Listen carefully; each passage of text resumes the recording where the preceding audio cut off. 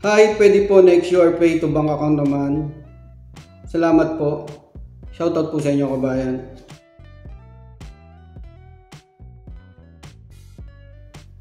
Yo, what's up mga kabayan? Welcome back sa aking channel, OFW Nonoy. Balansunod ko pong i-share na video kung paano mag-transfer URPay to bank account. Yan, nakaraan video po, nag-transfer tayo URPay to cash pickup at URPay to mobile wallet. Yan, magkakaiba po yan pag mag-add po kayo ng beneficiary. Mag-iingat po kayo sa pag-add ng beneficiary. Yan, may mga designated na method po yan. URPay to bank account, URPay to cash pickup, at URPay to mobile wallet. Meron po tayong video, URPay to mobile wallet at URPay to cash pickup. Ilalagay po natin yung link dito yan sa gilid ng video. Ayan, pag magta-transfer na po kayo dito sa URPay, may tatlo pong silang provider. Tawil RG, makikita nyo sa video mamaya. MoneyGram at Transpass. Pwede nyo po siyang gamiting tatlo. Pero pag yung bangko nyo wala dito sa Tawil RG, gamitin nyo na lang yung MoneyGram at Transpass. Since nandito po yung bangko ko video sa Tawil RG, yun po yung pinili ko. Ayan, medyo may nakakalitong part po dito. Makikita nyo mamaya. Okay, simulan na po natin. Buksan nyo lang yung URPay nyo. Login lang po kayo. Ayan, sa dashboard ng URPay, una muna mag-add po muna tayong beneficiary. Ito kayo international transfer. Ayan, pag wala pa po kayong mga beneficiary dyan, click nyo yan lang yung add new beneficiary. Yan, nasa baba. Select a country, type nyo na lang po dyan PH para mabilis. Click nyo yung bilog na yan. Tapos next. Ayan, nasa unahan na po yung bank deposit, bank transfer po yan. Tapos next ulit. Currency, isa lang naman po yan, peso, Philippine peso. Tapos next nyo na. Ayan, yung details ng bank account nyo, full name, lagyan nyo ng tag yung nickname. Ayan, para pagka marami po kayong beneficiaries, ano nyo po kagad kung ano yung padadala nyo. Tapos dito sa bank name, click nyo po yan. Ayan, nasa una na yung video. Alphabetical naman po dyan eh. Hanapin nyo na lang yung bangko nyo.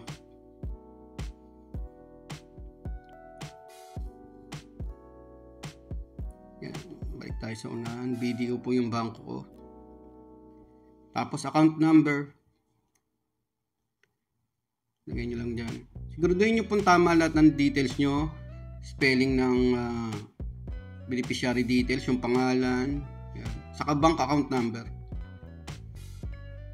Pag okay na, click nyo na yung next.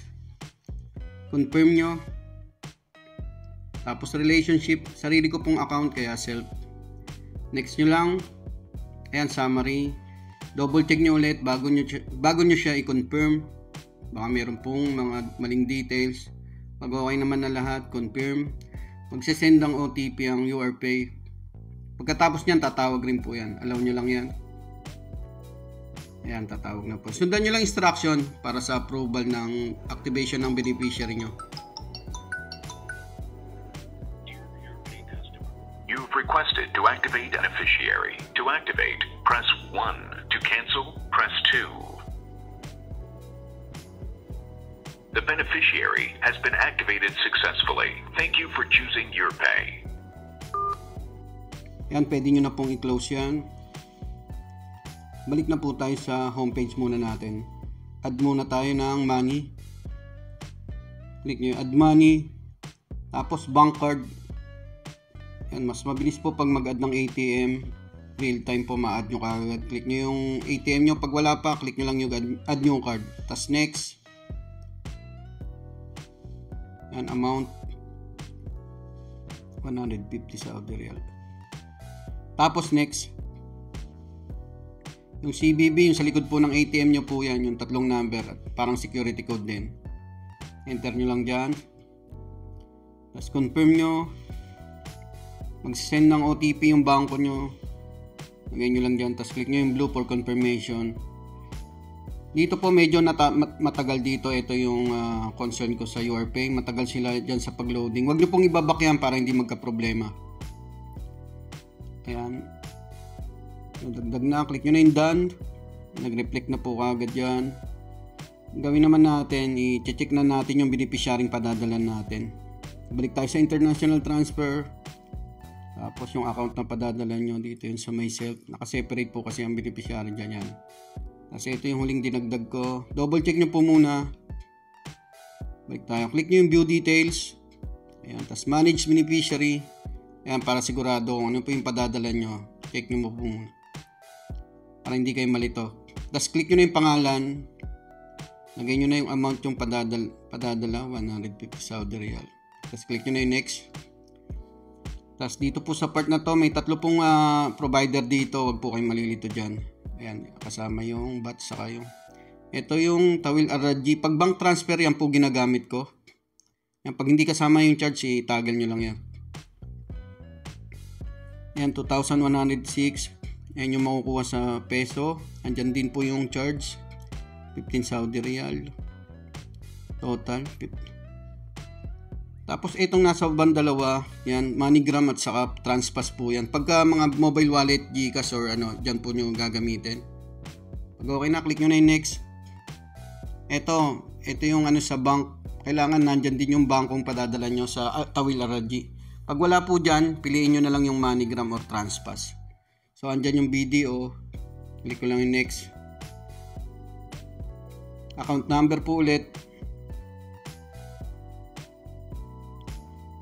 Pag wala po yung available na bangko dyan sa Tawil Al-Rajhi, gamitin nyo na lang yung MoneyGram. Parehas lang din naman po yun. Provider lang naman po yun sila. Click nyo na yung save. Ayan.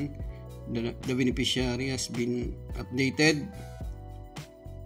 Piliin nyo ulit yan. Tawil Al-Rajhi. Pwede nyo pong gamitin lahat yan mga kabayan. Wala pong problema. Tapos, ayan. Click nyo na yung next. Personal remittance. Yan, purpose. Next ulit. And summary ulit. Pag okay na, click nyo na yung confirm. Andyan po yung details. Magsisend ulit ng OTP ang URPay. Allow nyo lang. Ayan, transaction done na successfully. Share natin yung transaction receipt via text. Yan, sa note ko po lagi siya sinishare. Iba po yung transaction receipt ng pagka Tawil Al-Rajhi ginamit nyo. Ayan, yan lang nakalagay. Hindi katulad nung sa MoneyGram at saka sa Transpass. Click nyo na yung done. Ito, papakita ko. Magme-message naman din ang URPay sa SMS. Yan, click nyo yung may transfer. Tapos dito, click nyo itong arrow dito yan. Kasi marami po yan. Click nyo ulit yan, arrow. Tapos hanapin nyo yung Tawil Al-Rajhi. Para makita natin yung status. Saka yung transaction receipt natin. Yan. Tapos click nyo na apply. Ayan yung pinadala natin. Kanina lang. Ayan. Ayan yung pinaka-resibo sa Tawil Al-Rajhi transfer. Ayan. Iba po yung sa pag ginamit nyo yung MoneyGram at saka Transpass. Transpass hindi ko pa po nagagamit eh. Yan. So balik na po tayo sa dashboard ng screenshot nyo lang din yan. Tapos connect ko po ng mga hapon sa BDO account ko. Yan. Dumating na rin po siya mga ilang oras din. Maraming salamat. Ayun kabayan, sana sagot ko po yung katanungan nyo. At sa iba pa po nating mga kababayan na may katanungan, message or comment lang kayo sa aking YouTube channel at Facebook page OFW Nonoy. At sa mga nahirapan po mag-register sa mga online transfer apps at sa iba pang OFW related na mga concern, pwede po kayong mag-join sa aking YouTube membership. Ayan. Maasikaso ko po kayo at matutulungan sa pag-register at pag-create ng account. At pakipalo lang po ako sa aking YouTube channel at Facebook page OFW Nonoy. Mag-iingat po kayo lagi sa paggamit ng online transfer apps. I-secure nyo yung details nyo at yung OTP wag nyo pong bibigay kahit kanina mga kabayan. Maraming salamat po.